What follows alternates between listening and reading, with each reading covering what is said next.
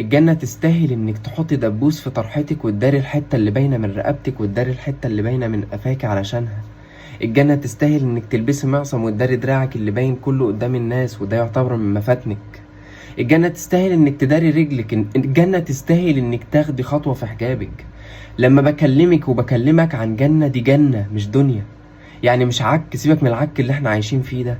الجنة لما بكلمك عنها ولا بكلمك عن المالديف ولا بكلمك عن الساحل الشمالي ولا عن اي متعة من متع الدنيا الزائلة، انا بكلمك عن جنة.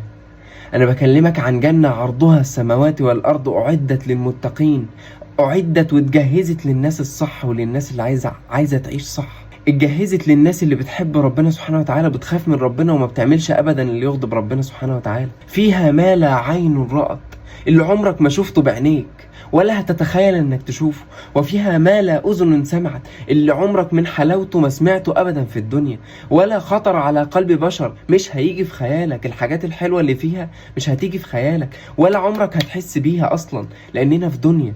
الجنة هي الهدف الاكبر، الهدف الاسمى اللي لازم تاخدي خطوة في حجابك، خطوة تقدمك علشان الدنيا ما تاخدكيش 100 خطوة و1000 خطوة لورا طالما انت ما بتاخديش خطوة تقدمك. الجنة اللي فيها كل الخير وكل النعيم اللي مستنيكي لو سترتي نفسك وبعدتي عن كل حاجة حرام. الجنة تستاهل انك تتعبي وانك تتعب عشانها. ولو انت يا ستي بتحب الحاجات ديت وبتحب الموضة وبتحب الترند، اتركيها لله عز وجل وخدي خطوة في حجابك وشوفي ربنا سبحانه وتعالى هيمتعك ازاي في الجنة وفي الآخرة، وشوفي ربنا هيجازيك ازاي على حسن صبرك في الدنيا. والسلام عليكم ورحمة الله وبركاته.